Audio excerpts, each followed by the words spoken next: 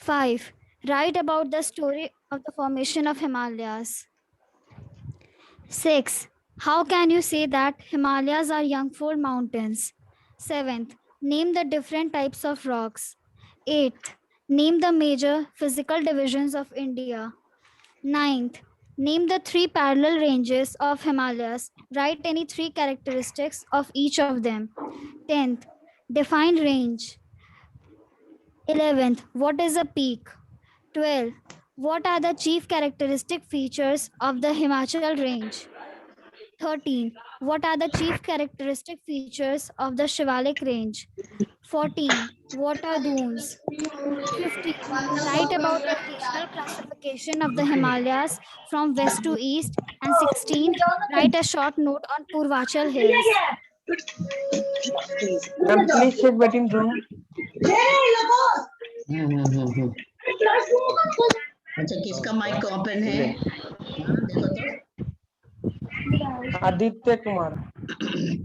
Aditya Kumar, mute yourself. तुम्हारे घर से आवाज आ रही है? Shivangi, would you please send it to the WhatsApp? Okay. हाँ.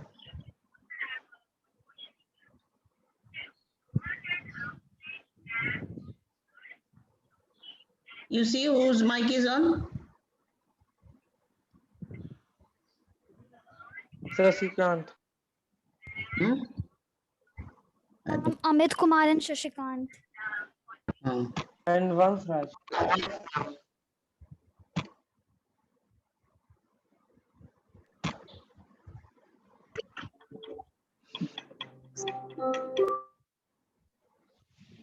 Thirty-seven participants. Let us start now. So maintain silence, all of you.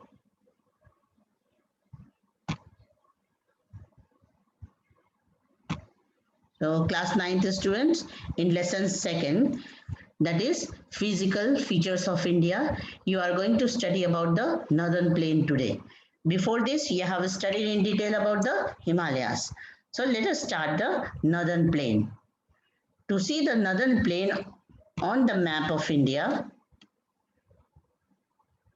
come to page number 10 and see this. This whole region is the northern plain. So what will you write about the location of the northern plain? Northern plain. You will write that northern plain is located between the Himalayas in the north and the Peninsula Plateau in the south. The northern plains are located in the middle of the Himalayas in the north and the Peninsula Plateau in the south. And it is also stretching in a parallel manner as the Himalayan mountains, right? As you are seeing, the Himalayan mountains are running from west to east in an arc shape. In the same manner, the northern plains are also spread just parallel to the Himalayas. Why? Because northern plains are formed by the rivers coming from Himalayas. You are seeing these rivers, the river Yamuna, river Ganga. Ganga is the main river and Yamuna is its tributary. And then there are several other rivers which are tributary to river Ganga. And river Ganga is going towards the Bay of Bengal. Its main branch enters Bangladesh and then goes to Bay of Bengal. And one branch and one more branch is bifurcated and it goes through West Bengal to Bay of Bengal. Are you following? Yes, ma'am. Yes, ma'am.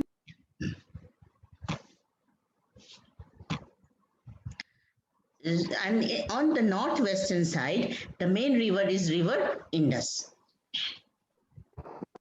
Okay, river you have already studied in the previous class about the river Indus and its tributaries. River Indus is this, which is originating from near Lake Mansarovar and passing through the middle of Ladakh and Jaskar range and going towards northwest and entering Pakistan and draining into Arabian Sea, right? And river Indus has 5 main tributaries coming from India. River Satluj, river Jhelum, Ravi, Jhelum, Chenab, Ravi, Beas and Satluj. So there are 5 tributaries of river Indus. So Indus is a main river.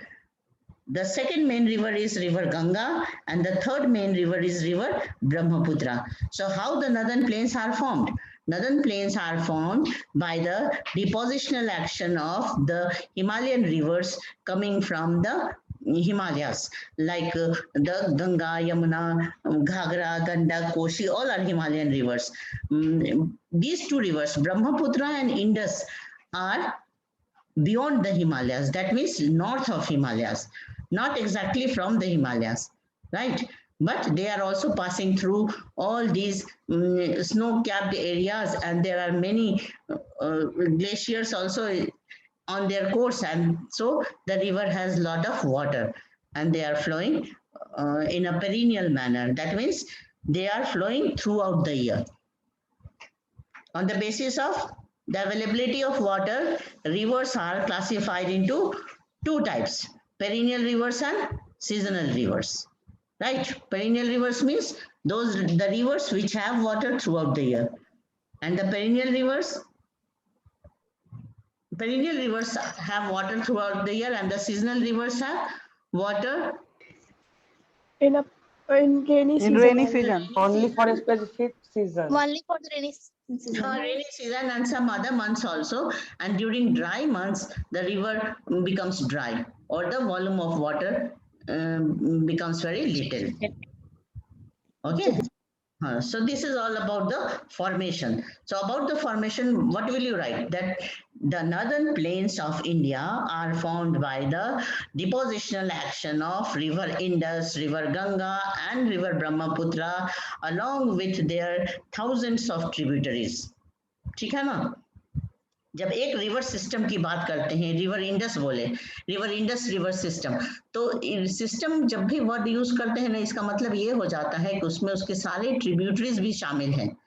तो यहाँ से वहां तक पूरे tributaries का area मिलाते हुए river Indus का बेसिन होता है. बेसिन मतलब रिवर का पूरा लैंड एरिया, जहां से जहां तक रिवर का इन्फ्लुएंस है सॉइल के डिपोजिशन में, है ना, वाटर के अवेलेबिलिटी में, जहां से जहां पूरे एरिया में जहां तक रिवर्स का इन्फ्लुएंस है, वो पूरा एरिया उसका बेसिन कहलाता है, river basin. So Indus river basin is very vast because it includes lot of tributary reverse. In the same manner, Ganga river basin is also a very vast area. You just see from the foothills of Himalayas till the plateau region. यहाँ तक ये पूरा 7 lakh kilometre. हाँ, square kilometre. क्योंकि इतने सारे area में जितने भी रिवर्स हैं वो सब गंगा के ट्रिब्यूटरीज हैं. कुछ ट्रिब्यूटरी इधर नॉर्थ से आ रहे हैं, इसको राइट बैंक नहीं, इसको लेफ्ट बैंक ट्रिब्यूटरी कहते हैं. और कुछ रिवर्स जैसे चंबल, बेतवा, सिंध, केन, ये सब रिवर है ना, सोन, ये सब ये प्लेटो रीजन से आ रहे हैं, तो इसको हम कहते हैं लेफ्ट बैंक ट्रिब्यूटरी. बैंक क्या होता है? रिवर के किनारे को, दोनों को बैंक कहते हैं. तो गंगा का इधर का नॉर्दर्न साइड जो हो गया वो क्या हो गया? लेफ्ट बैंक हो गया.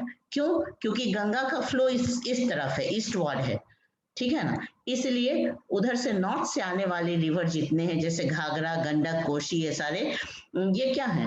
और लेफ्ट बैंक ट्रिब्यूटरी हैं. और पेनिनसुलर प्लेटो से आने वाले सारे रिवर इसके राइट बैंक ट्रिब्यूटरी हैं, गंगा के राइट बैंक ट्रिब्यूटरी. तो बैंक का मतलब समझ गए, नदी के किनारे को बैंक कहते हैं, BANK, ठीक है ना.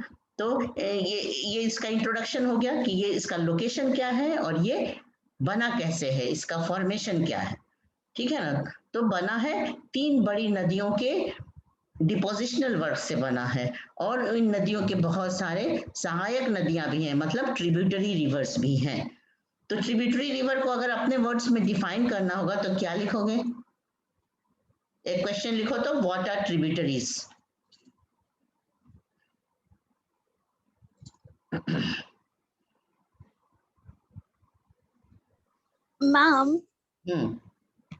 मैम अभी तो 12 क्वेश्चन हो चुका है ना. हाँ, तो सेकंड चैप्टर से. हाँ, 12 से 15 क्वेश्चन करीब हो चुका है. 15 हुआ है. हाँ 15 हुआ है. तुम्हारे नॉलेज के लिए ना बीच बीच के सारे टर्म्स, ये छोटे छोटे क्वेश्चन हम लिखाते गए हैं। तो अभी तो हम लोग लेसन के क्वेश्चन पे नहीं गए हैं, अभी जैसे जैसे पढ़ाई हो रही है ना वैसे वैसे क्वेश्चन देते जा रहे हैं और लिखाते जा रहे हैं। तो अभी लिखो, व्हाट आर ट्रिब्यूटरीज?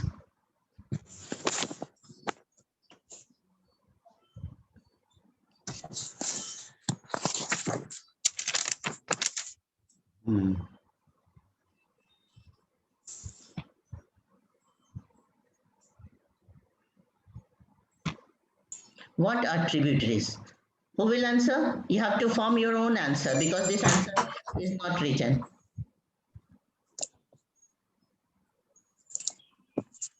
प्रज्ञा तैयारी कर ली ना? बहुत आवाज आ रही है तुम्हारे टेबल पर से।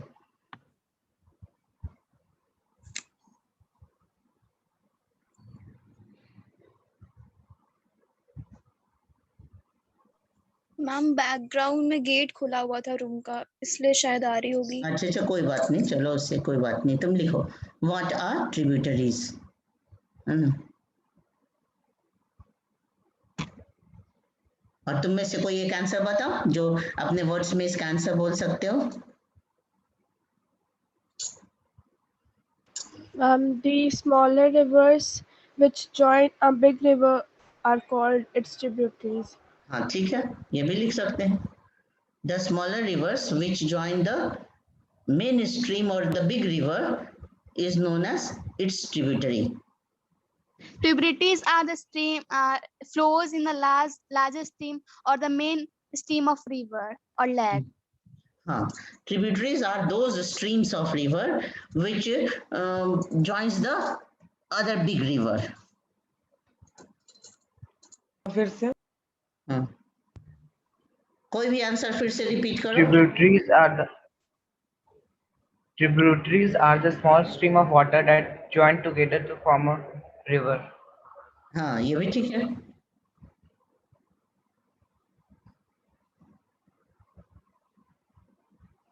लेकिन इससे बेटर वे पहला वाला लिखो, है ना?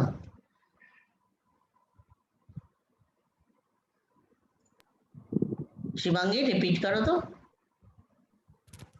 Tributaries are the small rivers or streams that flow in the big rivers.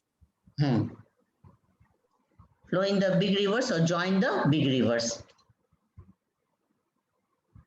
For example, River Yamuna is a tributary to River Ganga. For example, River Yamuna is a tributary to River Ganga.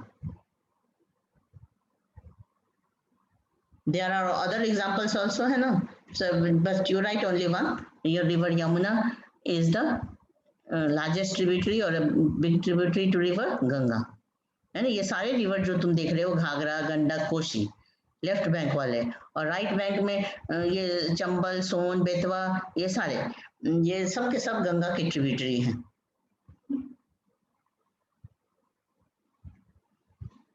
हो गया सबका answer? अब चलो, अब ये बताओ कि northern plane की लंबाई और चौड़ाई कितनी है? हिमालय के पैरेलल तो वो है ही, तो उसकी लंबाई और चौड़ाई कितनी है? 2400 किलोमीटर लंबाई, 2400 kilometer, and width of western side is 400 kilometer long and and width of 240 to eastern side 230 is 20 kilometers long kilometer. and the broad is हाँ, okay. So for this answer, you just write a question and you will write the answer yourself. What is the length and width of the northern plain?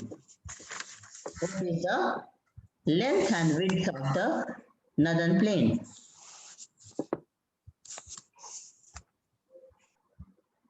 ये तुम लोग सब जान रहे हो answer, ये अपने से लिख लेना। yes.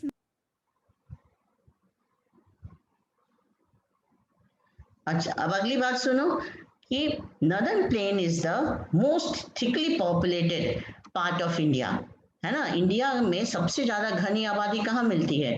तो पूरे के पूरे नॉर्दर्न प्लेन में। क्यों? उसके क्या रीजन है? Because this is very rich in soil and the type of soil is alluvial soil which is very suitable for agriculture, right? climate is also very suitable, and there is abundance of water और adequate water supply. इतनी सारे reverse हैं कि यहाँ पे पानी की कोई कमी नहीं है, फर्टाइल सॉइल है यहाँ पे जिसको एलिवियल सॉइल कहते हैं, और क्लाइमेट भी कैसा है, फेवरेबल है, इसलिए इंडिया का डेंसली पॉपुलेटेड पार्ट है ये. इसको लिखवाएंगे नहीं, तुम बस ऐसे ही आंसर बोलो तो. Why the northern plain of India is very densely populated?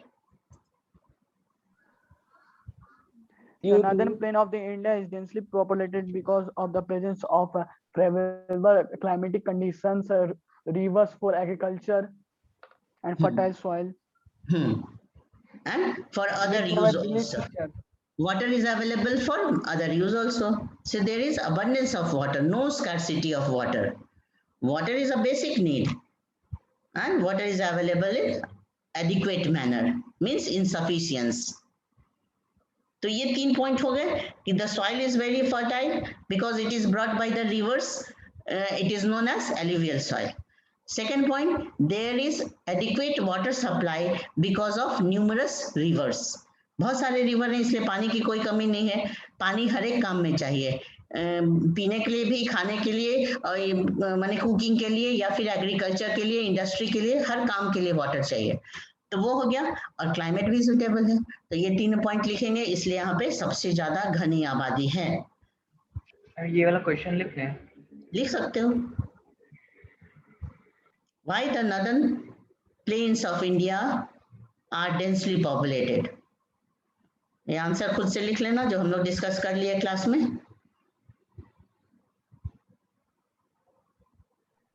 Yes ma'am. चलिए अब नेक्स्ट इस पैराग्राफ में आ जाओ. एक नदन प्लेन का जो पिक्चर है वो तो देख लिया ना तुम लोग कि कैसा है, प्लेन लैंड है. हाँ, ऐसे प्लेन फ्लैट लैंड दिखाई देता है. तो इसमें मेन एक्टिविटी क्या है, एग्रीकल्चर. ठीक है ना. और यूपी में, फिर उधर नॉर्थ वेस्ट में कई जगह पे बहुत सारे इंडस्ट्री भी हैं, ये भी बात है. अब यहाँ से देखो, the rivers coming from northern mountains are involve in depositional work. Depositional work मतलब जमा करना, सेडिमेंट्स को जमा करना, डिपॉजिट करना. तो रिवर जब माउंटेनस एरिया से फ्लो करके नीचे की तरफ जैसे डिसेंड हो रही है, तो एक्चुअली रिवर के 3 काम होते हैं. Reverse have 3 type of functions: erosional, transportational, and depositional. Write this also. What are the 3 functions of river? What are the 3 functions of river? Transportation. Transportation नहीं, सबसे पहले लिखो इरोजनल वर्क, सेकंड लिखना transportational work, and third depositional work. Deposition मतलब जमा करना.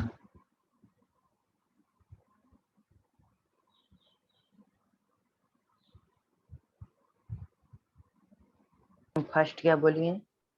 पहला erosional work.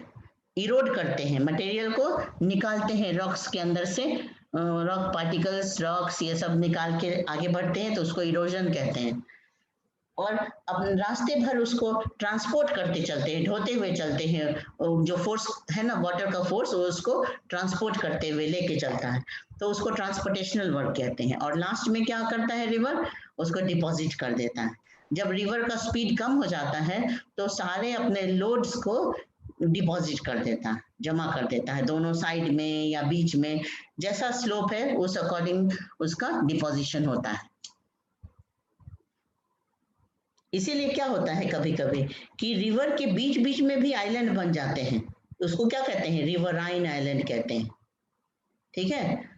River जब बहुत ही फ्लैट लैंड से होके बहने लगती है तो रिवर के स्ट्रीम के बीच बीच में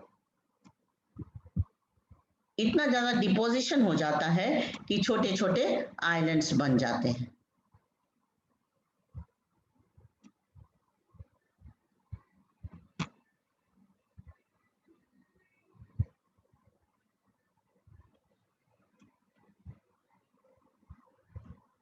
ठीक है.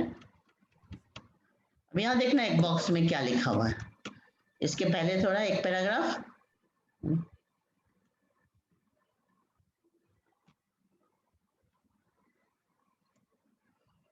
Do you know Majuli in the Brahmaputra river is the largest inhabited riverine island in the world. पूरी दुनिया में रिवर के बीच में बना हुआ जो आइलैंड है उसमें सबसे बड़ा आइलैंड कौन सा रिवर बना रहा है बताओ? Brahmaputra. Majuli. हाँ, रिवर Majuli. ब्रह्मपुत्र.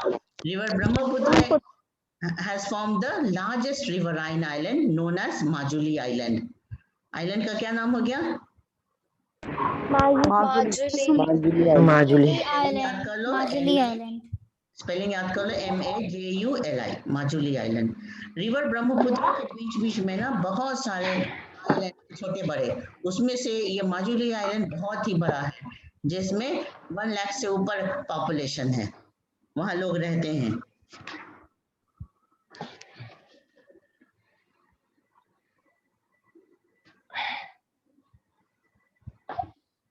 आर्यन थोड़ा सी आवाज कम म्यूट कर लो, जब कुछ पूछेंगे तो अनम्यूट करना.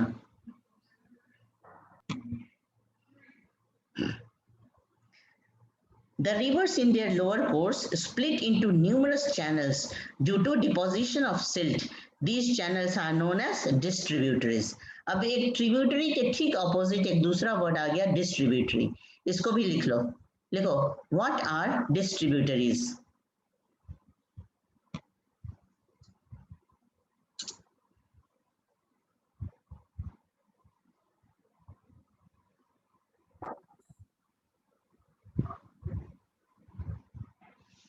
Answer. In the lower course of the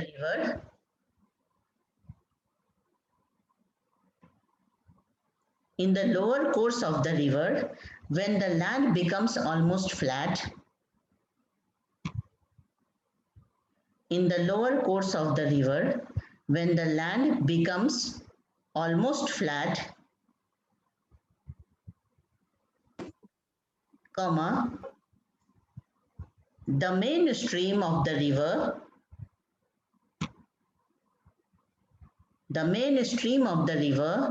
divides itself into numerous channels. Numerous मतलब अनगिनत. Numerous channels.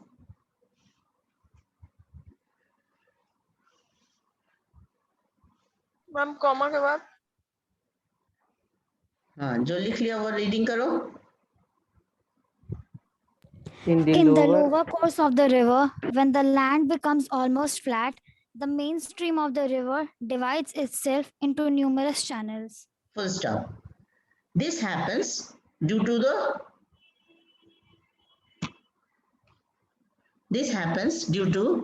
the deposition of silt.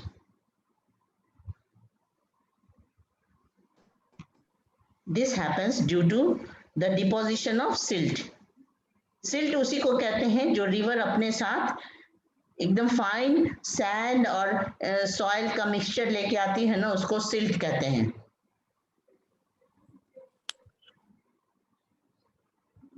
This is due to the deposition of silt. Full stop. These THESE, these bifurcated channels. Silt क्या है? Anyone is saying something? Ma'am this के बाद These bifurcated मतलब अलग होता हुआ. These bifurcated channels are known as distributaries. These bifurcated channels are known as distributaries. Full stop. Ma'am silt फिर आगे लिखो. जिसका छूट गया वहां छोड़ दो, फिर बच्चा रिपीट करेगा तो पूरा कर लेना. आगे लिखो. River Hooghly is a big distributary of river Ganga. River Hooghly is a big distributary of river Ganga.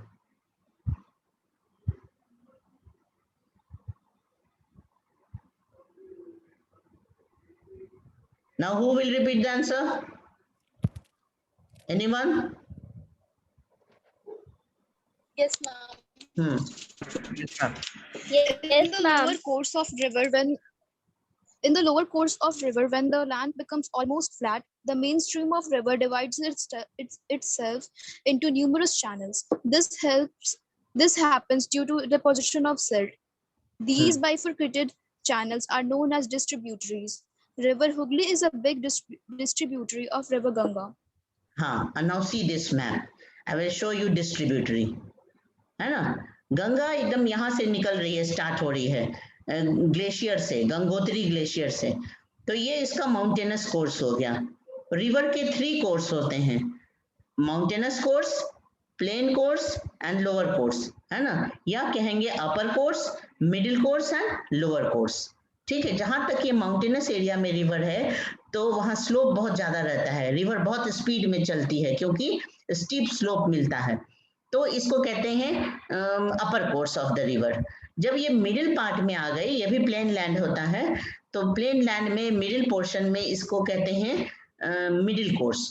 तो अपर कोर्स, मिडिल कोर्स, और तीसरे नंबर में क्या हो जाएगा, जब ये सी में मिलने जा रही है, इसके पहले का जो एरिया है रिवर का पार्ट है उसको लोअर कोर्स। Lower course. ठीक है, तो जब रिवर अपने लोअर कोर्स में जब आ जाती है तो वहां से ना अलग अलग चैनल में बाइफरकेट होने लगती है। मतलब अगर अलग अलग इसके ब्रांचेज बढ़ते जाते हैं। क्यों बढ़ते हैं? क्योंकि ये लैंड यहाँ इतना ज्यादा फ्लैट हो जाता है और बीच बीच में सॉइल का डिपोजिशन होता रहता है कि कुछ पानी इधर से बहने लगेगा, कुछ उधर से बहने लगेगा, ऐसे करके यहाँ तुम सुंदरबन डेल्टा का जब तुम मैप देखोगे ना तो तुमको बहुत सारे डिस्ट्रीब्यूटरी यहाँ पे दिखाई देंगे। यहाँ पे वो सारे लाइन यहाँ नहीं ड्रॉ किए गए हैं रिवर के, लेकिन यहाँ से बहुत सारा ब्रांच अलग होता है रिवर का। उसी में से एक ये है रिवर हुगली, ये देख रहे हो, वेस्ट बंगाल में ही फरक्का के पास गंगा का एक बड़ा ब्रांच ऐसे अलग हो जाता है और बे ऑफ बंगाल में जाने लगता है, तो यहाँ इसका नाम क्या रख दिया गया है, रिवर हुगली। जबकि गंगा का मेन स्ट्रीम जो है वो ऐसे बांग्लादेश में जाता है, बांग्लादेश में जाने के बाद और उधर से ब्रह्मपुत्र आके इसको ज्वाइन कर लेती है गंगा को बांग्लादेश में, और तब जाकर के ये बे ऑफ बंगाल में गिरती है ये रिवर। तो यहाँ पे बहुत वॉल्यूम ऑफ वाटर है क्योंकि दो रिवर मिल गई, इधर से गंगा और उधर से असम से ब्रह्मपुत्र, और यहाँ आके ये ना बहुत सैकड़ों डिस्ट्रीब्यूटरी में बट जाती है यहाँ पर इस एरिया में, समझे। यहाँ तुम बहुत सारे लाइन रिवर के ड्रॉ कर सकते हो जो इससे मेन स्ट्रीम से अलग हुआ है। अलग हुआ है मतलब बाइफरकेटेड हुआ है। तो उसी बाइफरकेशन का एक एग्जांपल ये भी है, रिवर हुगली। समझ गए? Yes, ma'am. Yes, ma'am. One of you read the answer. In the In the lower lower course of course the of the river. In the lower course of the river, when become almost flat, the main stream of the river divides itself into numerous channels. This happens due to this deposition of the silt. These bifurcate channels are known as distributaries. River Hooghly is a big distributary of Ganga River. हाँ, तो अभी तक तुम लोग क्या क्या लिखे कि डिस्ट्रीब्यूटरी क्या है, ट्रिब्यूटरी क्या है ना, और कोई किसी भी रिवर के 3 कोर्स के क्या नाम है, बोलो। Mountainous course, upper mountainous course, course, or middle course, and lower course. हाँ, so upper course is the mountainous course where slope of the river is very steep and so the speed of river is highest in the upper course. ठीक है ना, सबसे तेजी पानी का speed कहाँ रहता है, अपर कोर्स में। Upper course. मिडिल कोर्स में आने पे स्पीड थोड़ा कम हो जाता है, और जब लोअर कोर्स में रिवर जाती है तो लैंड और भी फ्लैट हो जाता है और उसका स्पीड बहुत बहुत कम हो जाता है, तो इसलिए वहीं पर ज्यादा डिपोजिशन होता है। तो मिडिल और लोअर कोर्स में ही डिपोजिशन ज्यादा होता है और अपर कोर्स में इरोजन ज्यादा होता है। इरोजन मतलब रॉक्स का कटाव ज्यादा होता है, ठीक है ना। अब आ जाओ इस पैराग्राफ में। जैसे हिमालय को रीजनली क्लासिफाई किए थे ना 4 पार्ट्स में, वैसे ही यहाँ 3 सेक्शंस में डिवाइड किया गया है नदर्न प्लेन को। The western part of the northern plain is referred to as Punjab plains. देखो पंजाब प्लेन्स मतलब land of 5 rivers. Punjab plain से ये कभी भी नहीं समझना कि ये स्टेट ऑफ पंजाब है, नहीं, ये बहुत बड़ा एरिया कवर करता है, कश्मीर से लेकर के पंजाब हरियाणा सब कवर करता है। तो इसको क्या कहते हैं, Punjab plain, because it is the land of 5 rivers. 5 rivers. Which are these 5 rivers? Indus is the main, and the other 5 rivers are Jhelum, Chenab, Ravi, Byas. Ravi, Satluj, and Vyas. So the land of 5 rivers is known as Punjab geographically. ठीक है ना? तो ये political Punjab से कोई मतलब नहीं है यहाँ पे. Formed by the Indus and its tributary. The larger part of this plain lies in Pakistan. तो इन जो पंजाब प्लेन्स है ना, पंजाब प्लेन्स का बड़ा हिस्सा किधर है? पाकिस्तान में है, और इंडिया में उसका कम हिस्सा ही है. मतलब larger part lies in Pakistan. Because in Pakistan it has its middle course and the lower course, and in India mainly it has its upper course. The larger part of this plain lies in Pakistan. The Indus and its tributaries, the Jhelum, Chenab, Ravi, Byas, and Satluj, originate in Himalayas. This section of the plain is dominated by the Doabs. अब हर एक 2 river के बीच के land को क्या कहते हैं? दोआब. जैसे झेलम और चेनाब, झेलम और चेनाब के बीच के लैंड को क्या कहेंगे? दोआब हो गया. ठीक है ना? अब यहाँ गंगा के प्लेन में देखो कि गंगा और यमुना के बीच के लैंड को क्या कहेंगे? दोआब कहेंगे. Doab. अच्छा, रावी और ब्यास के बीच के लैंड को हम क्या कहेंगे? तो भी एक दोआब हो गया, है ना? 2 रिवर के बीच के लैंड को दोआब कहते हैं. और दोआब लैंड ना बहुत ही फर्टाइल होता है, इसमें एग्रीकल्चर बहुत बढ़िया होता है. क्यों? क्योंकि soil is very rich, soil is new fertile, always new alluvial soil, and there is abundance of water, therefore the land is very suitable for agriculture. है ना? पुराने समय में medieval times में और भी जब रजवाड़ों का शासन था तो उस समय क्या करते थे कि 2 किंग्स के बीच में इसी फर्टाइल लैंड के लिए लड़ाई होती थी, इन्वेजन होता था, है ना? चलो, हम लोग का टाइम खत्म हो रहा है, तो आज क्या क्या क्वेश्चन लिखे बता दो एक बार फिर से, सिर्फ क्वेश्चन पढ़ो. What are tributaries? What is the length